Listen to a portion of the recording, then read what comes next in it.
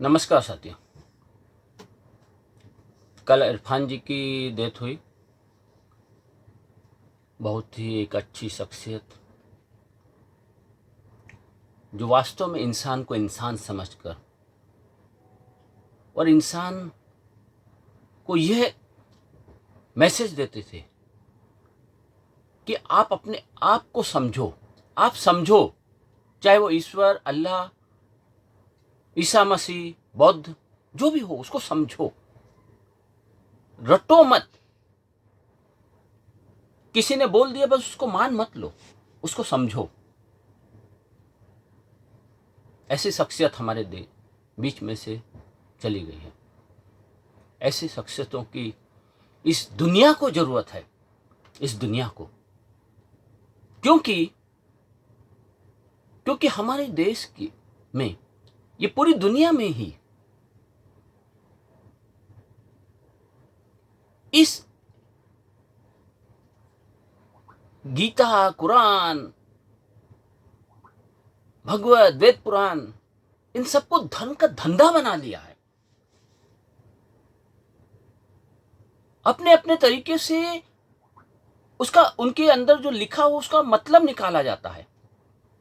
और गांधी जी ने इसीलिए कहा था कि संस्कृत एक वेश्या के समान है। मतलब जिसको जो मतलब आया उसका मतलब निकाल लिया। एक वीडियो देखा था अभी अर्नब और इसका, इरफान का, और उसमें कई मुफ्ती। इरफान जी साफ साफ कह रहे हैं कि कोई अपना मतलब निकाल रहा है शरीयत का, कोई अपना निकाल रहा है, कोई अपना निकाल रहा है आयतों का मतलब। वो कह रहा है बम इसमें बांध करके जाओगे तो तुम्हें जन्नत मिलेगी, और उसके विरोध में कह रहे नहीं वो चंद लोग हैं। ठीक वही स्थिति है हिंदू धर्म की, मुस्लिम धर्म की या अन्य धर्मों की। ये जो हो रहा है, ये हर वेद पुराण के जो ये आता है, जो धर्म के ठेकेदार बने सबको मालूम है, और ये सब खुद इस काम को करवा रहे हैं। मगर जब जब जनता के सामने आता है तो चुप्पी साध लेते हैं, कहते नहीं वो चंद लोग हैं। चंद लोग हैं?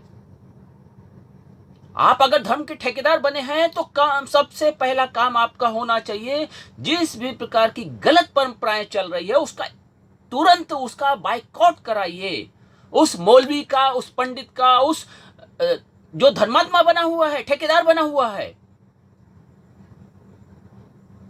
उसका बाइकआउट कराइए, सामाजिक बहिष्कार करवाइए। आज सुप्रीम कोर्ट ने भी कह दिया है सभी पार्टियों से कि आपने किसी दोषी को, आरोपी को, जिसके ऊपर कई मुकदमे कायम हैं, कई आरोप लगे हुए, हत्या तक के आरोप लगे हैं, उनको अपनी पार्टी में लिया है तो उनके बारे में पूरी जानकारी दीजिए। सुप्रीम कोर्ट ने भी कहा है सभी पार्टियों के लिए। ऐसे ही अगर आप वास्तव में धर्म के ठेकेदार है और सही धर्म चाहते हैं इस देश में, वर्ल्ड में, चाहे वो ईसाई हो, चाहे इस्लाम हो, या चाहे हिंदू हो, आगे बढ़िए। हमारा मुंह बंद करने से अपना अपना खुद का मुंह बंद करिए, खुद का मुंह बंद करवाइए अपना, और आगे बढ़ करके उन सबको जिनने भी इस वेद पुराण का या कुरान की आयतों का गलत इस्तेमाल किया है, आगे बढ़िए और उन लोगों को बेनकाब कीजिए। लिस्ट बनाइए उन लोगों की, उनका सामाजिक बहिष्कार कीजिए। तब जाकर के सही मायने में आप माने जाएंगे कि धर्म के पुजारी है आप इस्लाम और इस देश की धरती, मानव सभ्यता के पुजारी है आप, मानव सभ्यता का भला चाहते हैं आप। नहीं तो सिर्फ आप अपना धंधा चला रहे हैं। ये साफ साबित हो रहा है। क्यों? क्योंकि ये काम आप नहीं कर रहे, और ये काम नहीं करने की वजह से पूरा वर्ल्ड नफरत की साजिशों में जकड़ा हुआ है। ये मॉब लिंचिंग होती है आप जैसे धर्म के ठेकेदारों की वजह से, चाहे वो मुल्ला, मौलवी या ये पंडित या साधु हो। बड़े ज्ञाता बनते हैं आप लोग, तो आप में इतनी भी सोच नहीं है कि जो सुप्रीम कोर्ट ने कहा ये पहले आप लोगों को कर देना चाहिए था। अगर आप ज्ञाता है वास्तव में, तो ये काम जो सुप्रीम कोर्ट ने आज किया है या अब किया है, वो काम आप सदियों पहले कर चुके होते। मगर नहीं, आप लोगों ने इसको धंधा बना रखा है। लोगों के बीच में लड़ाई झगड़े कराना, दंगे कराना, नफरतें फैलाना, ये आपने धंधा बना रखा है। और उस धंधे की वजह से ये पूरा देश, पूरा वर्ल्ड जल रहा है। आज भी सोचिए, समझिए इस चीज को। हर आने वाले जो जमात के, जो चंदे के नाम पर आपके पास आते हैं, उन लोगों का पहले लिस्टिंग लीजिए। कौन है वो, उनके ऊपर कौन कौन से मुकदमे दर्ज है, उनका बैकग्राउंड क्या है, उनका एजुकेशन क्या है। यह पूरी लिस्टिंग एक एक व्यक्ति के साथ होनी चाहिए। आपको मालूम है धर्म के नाम पर कितना खेल खेला जाता है। ये जो आपके गली मोहल्ले में जो गुंडे बदमाश बैठे हैं ना, ये सिर्फ धर्म और आस्था के नाम पर बैठे हैं। ये लोग समाज के सुधार के लिए नहीं बैठे हैं। ये सिर्फ धर्म और आस्था के नाम पर आपका, इस पूरे देश का में दंगे, नफरत फैलाने का कारखाना है ये सब। और उसके स्रोत आप लोग हो। वो लोग हैं जो इनका आर्थिक रूप से इनको मदद करते हैं, जिनके पास आके चंदा लेके जाते हैं हजारों रुपए की, उसमें ये वो लोग हैं।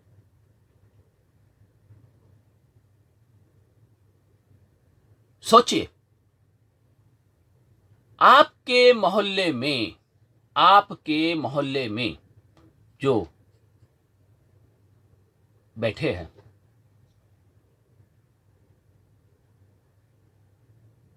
चौराहे रहता है ना आपका, आप जब निकलते हैं वहां से, घर से बाहर, तो वहां पर ये भ्रष्ट नेता अवैध कब्जा करके बैठे हैं।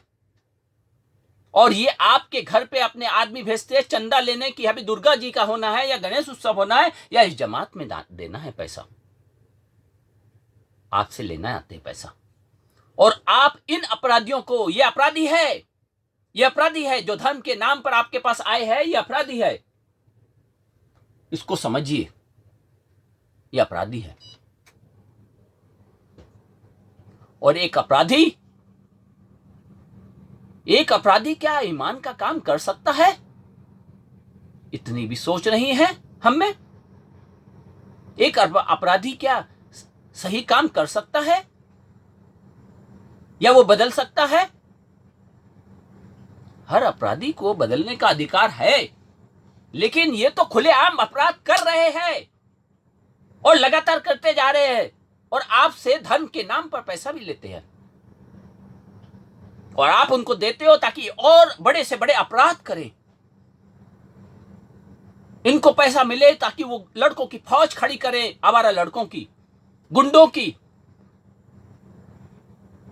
जो आपके ऊपर आकर के, कब आपने जरा भी किसी चीज का विरोध किया, उनके किसी गलत काम का विरोध किया, उनके द्वारा छेड़ी गई लड़की का विरोध किया, अगर किसी लड़की को छेड़ रहे हैं उनके गुंडे, तो ये आपके घर आकर, आपके घर में घुस करके आपको मारते हैं और अड़ोसी पड़ोसी देखते हैं।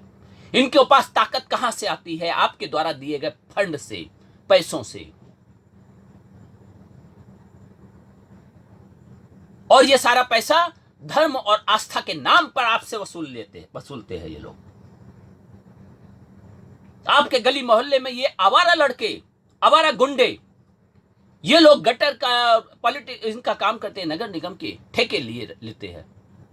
आप सोचिए आप, समझिए आप, ये जो आवारा गुंडे हैं, ये पलते कहां से? आपके द्वारा लिए गए फंड से।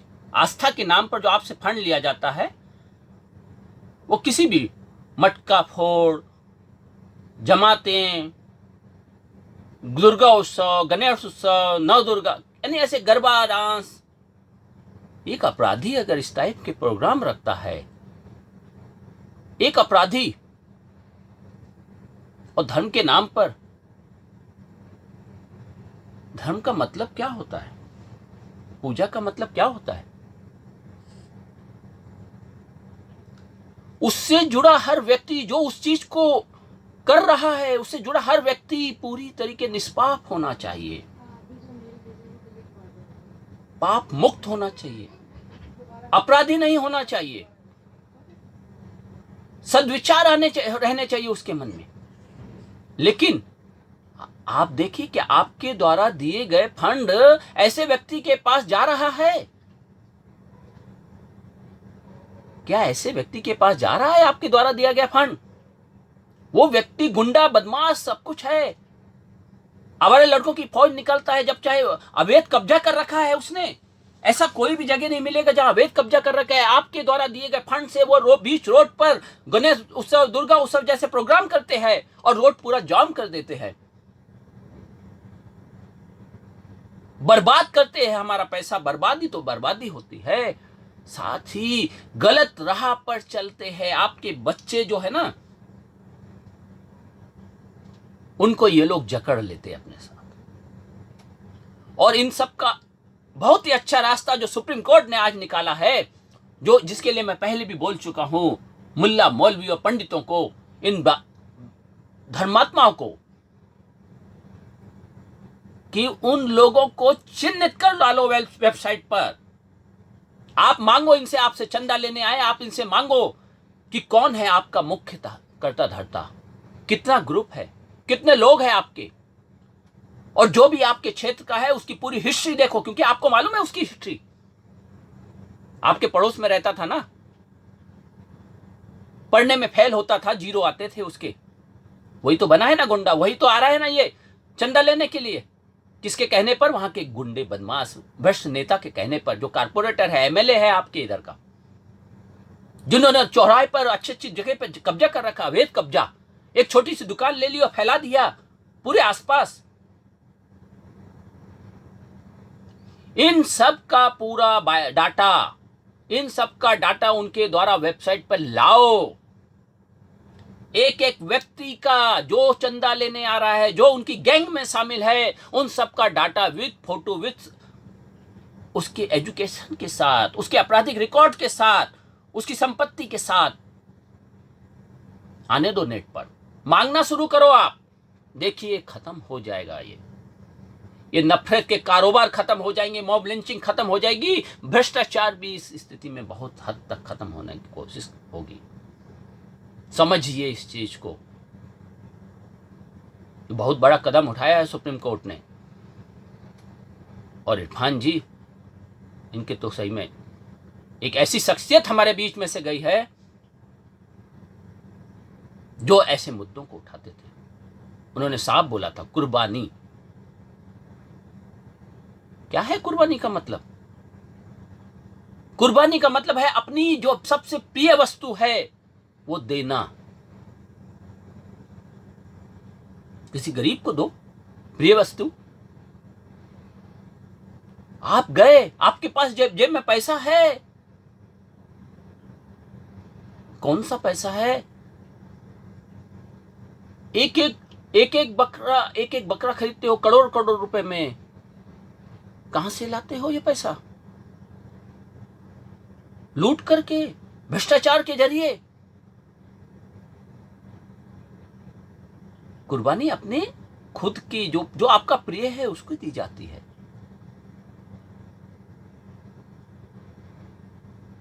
आपने अपने यहां किसी बकरे को पाला, किसी पशु को पाला, उससे आपको काफी लगाव हो गया, उसको आपने दिया, तो एक माना जा सकता है कुर्बानी है। दर्द महसूस होना चाहिए आपके अंदर कि आप एक प्रिय चीज को दे रहे हैं।